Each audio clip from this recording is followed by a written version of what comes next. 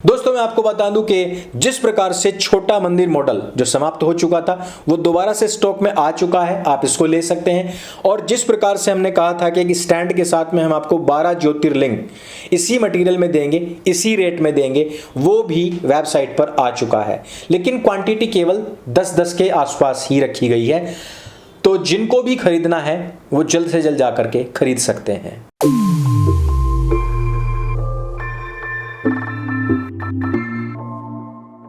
नमस्ते दोस्तों, आप सबका एक बार फिर से स्वागत है आपके अपने YouTube चैनल सत्य सनातन में। लाल सिंह चड्ढा पूर्ण रूपेण धराशायी हो चुकी है। हमने उसके बारे में काफी सारी वीडियोस बनाई, काफी जिक्र किया। रक्षाबंधन रेटिंग्स भले ही अच्छी हो, कहानी अच्छी है, लेकिन फिल्म का जो बजट है और जो उसकी कमाई है वो इस जिहाद वुड के बहिष्कार के चलते बह गई। लेकिन कार्तिकेय 2 जिसके विषय में हमने अभी तक बात नहीं की, परसों रिलीज हुई और हमने देखा, 2 दिन तक वेट किया कि इसका बजट और इसकी इनकम क्या रहती है। मात्र 15 करोड़ रुपए में यह फिल्म बनाई गई है ऐसा बताया जा रहा है। और इसको बनाया किसने है? अभिषेक अग्रवाल इसके प्रोड्यूसर हैं, जिन्होंने की द कश्मीर फाइल्स बनाई थी। द कश्मीर फाइल्स आपने देखा कि एकदम सिंपल कैमरा वर्किंग, बहुत ज्यादा पैसा नहीं लगाया गया था और बहुत ज्यादा पैसा इसमें भी नहीं लगा। 14 करोड़ का बजट उसका बताया गया था और तकरीबन 15 करोड़ का बजट इसका बताया जा रहा है। लेकिन जो VFX हैं वो 200 करोड़ लगा करके भी बॉलीवुड नहीं दे सकता है। उस प्रकार की जो विहंगम दृश्य इस फिल्म में दिखाए गए हैं वो देखने लायक है। मैं तो कहूंगा कि आप ना केवल इस फिल्म को देखने जाएं बल्कि इसकी रेटिंग भी 10 दें, क्योंकि जिहादियों ने अब इसकी 1 रैंकिंग देनी शुरू कर दी है। जिस प्रकार से द कश्मीर फाइल्स के साथ में हुआ था, उसकी रैंकिंग भी 10 और 9 के बीच में रही थी, लेकिन कुछ दिनों के बाद में जिहादियों ने उसकी रैंकिंग घटाने के लिए अपना एक पूरा प्रोपेगेंडा चलाया था। मैं आप सभी से अपील करता हूं कि इसकी रैंकिंग के लिए सब लोग मेहनत करें और लोगों तक इस बात को पहुंचाएं। लेकिन सबसे पहले हम बात कर लेते हैं एक उस जिहादी कल्ट के विषय में जो कहता है कि हम एक शांति प्रिय समुदाय हैं। जब शांति प्रिय समुदाय की बात आती है और जब श्री रामचंद्र जी के नारे को आतंकवाद से जोड़ा जाता है, तब मैंने कहा था कि श्री राम तो केवल झांकी है, हर हर महादेव बाकी है। श्री राम जी का जो नारा है, जय Shri Ram how we greet, हर हर महादेव हाउ वी ट्रीट, आपकी तो केवल रामचंद्र जी के नारे से ही फटकर गले में आ गई। अभी हर हर महादेव तो हुआ ही नहीं। जो वॉर क्राई है, जिसको स्वयं भगवान श्री कृष्ण, भगवान श्री राम अपने युद्ध के समय पर लगाया करते थे, एक ऐसा नारा। लेकिन एक नारा एक और है जिसका नाम है अल्लाहू अकबर, जिसको कि कहीं पर भी आप लगा दीजिए, भीड़ वहां से एकदम साफ हो जाएगी।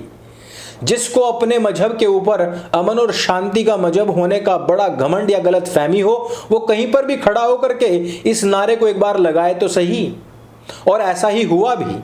एक महिला ने अपने जो अंदर के कपड़े होते हैं वो तलक निकाल दिए, यानी कि जो अंडरवियर होता है वो तलक निकाल दिया। नग्न अवस्था में वो जहाज के कॉकपिट की तरफ भागती है और चिल्लाते हुए अल्लाहू अकबर, नारे तकबीर, वो कहती है मैं ISIS से जुड़ी हुई आतंकवादी की संबंधी हूं, मेरे पास में बम है और मैं फिदाइन हमला कर दूंगी। लोगों ने सोचा कि जब इसने अपनी चड्डी तलक उतार दी और उस समय पर ये नारा लगा रही है तो बम कहां छिपाया होगा, समझ रहे हो ना, कहां छिपाया होगा बम। अब आप खुद सोचिए कि इनका दिमाग कहां है। मदरसे में पढ़ के थूक के साथ ये सारा का सारा अज्ञान भी सटक जाते हैं। ऐसी अवस्था में 3 बच्चों के पिता ने उसको देखा, प्यार से निहारा, पैर अड़ाया और वो धम से नीचे गिरी और चढ़कर उसके ऊपर बैठ गया। इस प्रकार से ये अल्लाहू अकबर वाली गिरफ्तार हो गई। अब इस घटना से हमें क्या सीख मिलती है? हमें ये सीख मिलती है कि जो लोग अपने आप को अमन, चैन, शांति का पैगाम देने वाले मजहबी लोग बताते हैं, उनसे बस इतनी सी बात कहिए कि जब आप अपना दीनी नारा लगाते हैं तो लोग आप लोगों को गिरफ्तार क्यों कर लेते हैं, या भय से आक्रांत क्यों हो जाते हैं, या फिर वहां पर पुलिस सुरक्षा देने के लिए क्यों आ जाती है, जरा उनसे पूछेगा। और जब कार्तिकेय 2 मूवी रिलीज होती है तो उस समय पर बिना बात ही उसका बहिष्कार करने के लिए क्यों आया जाता है। कार्तिकेय 2 की जो स्टोरी है वो दरअसल ये दिखाती है कि भगवान श्री कृष्ण इस धरती पर कभी आए हैं अथवा नहीं, या फिर ये एक माइथोलॉजी है।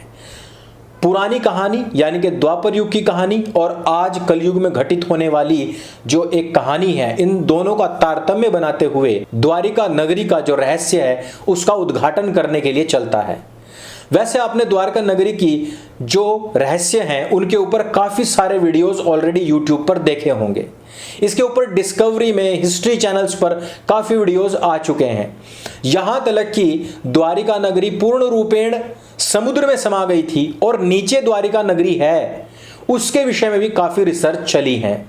और ठीक उसी प्रकार की रिसर्च जिस प्रकार से अभी आपने देखा होगा मनोज वाजपेयी डिस्कवरी पर एक और रिसर्च लेकर के आए हैं आर्यन इन्वेजन थ्योरी के बाद में, कोहिनूर वाली जो थ्योरी है, ठीक उसी प्रकार से जिस प्रकार रिसर्च लेवल पर आधारित यहां डॉक्यूमेंट्री दिखाई गई थी, वहीं कार्तिकेय 2 में पूरी रिसर्च आधारित डॉक्यूमेंट्री नहीं, बस इसको कहानी में गूंथ करके रोचक बना करके हम लोगों के सामने प्रस्तुत की है। अब आप जरा सोचिए कि एक लंबे अरसे से जहां पर हिंदू समाज में एक जिज्ञासा थी कि हम सब लोग अपनी जो प्राचीन इतिहास से जुड़ी हुई कहानियां हैं, जो हमारे धर्मशास्त्र हैं, जो हमारे ग्रंथ हैं, जिनको हम महाकाव्य कहते हैं या फिर कुछ लोग इनको माइथोलॉजी या झूठी कहानियां या मनगढ़ंत कहानियां भी कह देते हैं। कांग्रेस ने तो कहा था कि राम रावण युद्ध कभी हुआ ही नहीं, राम का कोई अस्तित्व ही नहीं था, अयोध्या या लंका में इस प्रकार की घटनाएं ही घटित नहीं हुई। लेकिन बहुत सारे प्रमाण हैं और उन प्रमाणों को नीरस तरीके से किसी डॉक्यूमेंट्री में ढाल करके जब दिखाया या बताया जाए तो उसमें वो रोचकता नहीं बनती थी। और हिंदू समाज हमेशा से चाहता था कि जिस प्रकार से साइंस को लेकर के एक अतिशयोक्ति स्टोरी बना करके मार्वल्स वाले या डीसी वाले बेचते हैं, ठीक उसी प्रकार से क्यों नहीं हमारी जो कहानियां हैं और उनसे जुड़ी हुई जो रिसर्च हैं और जो सत्यताएं हैं उनके ऊपर क्यों फिल्म नहीं बनती है। देखिए, मार्वल और डीसी वाले कई लाख करोड़ रुपए का बिजनेस कुछ झूठी कहानियों को जोड़ करके बना करके कमा चुके हैं, इतना वो बिजनेस कर चुके हैं। उनकी बहुत सारी कहानियों में हमारी जो पुस्तकें हैं, जो हमारे धर्म ग्रंथ हैं, जिनको हम सदियों से पढ़ते चले आ रहे हैं, उनसे चुरा करके बहुत सारी जो सुपर पावर्स होती है उनको चुरा करके उन्होंने अपनी इमेजिनेशन से स्टोरीज बनाई और उनसे पैसा कमाया।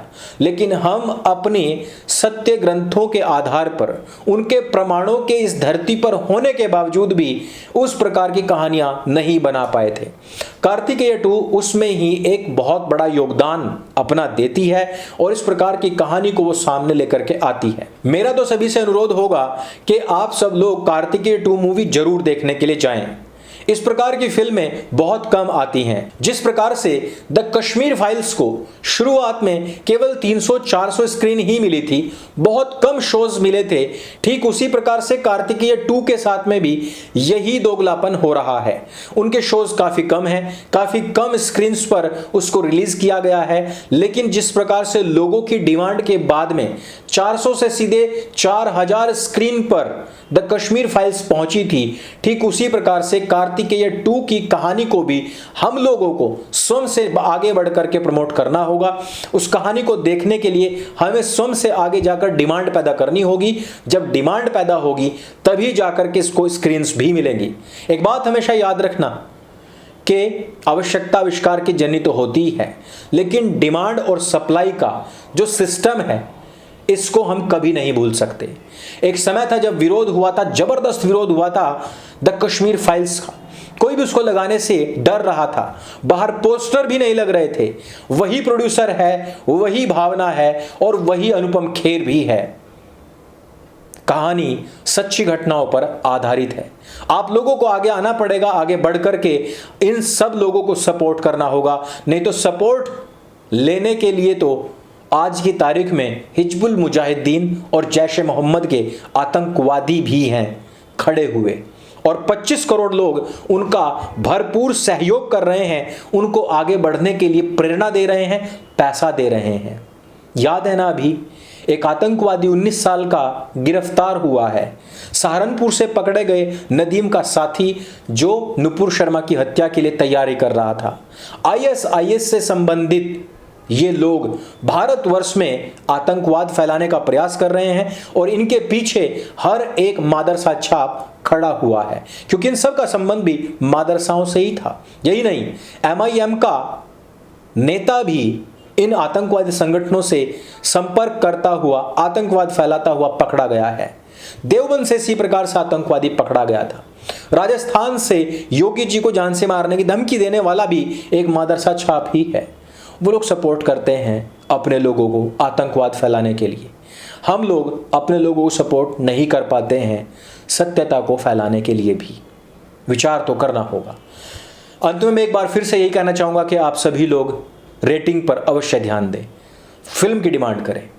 ये वीडियो अगर आपको अच्छा लगे, जानकारी से भरपूर लगे तो उसको सबके साथ में शेयर अवश्य करें। मैं सिंह बोली, सत्य सनातन वैदिक धर्म की जय। जय हिंद, वंदे मातरम।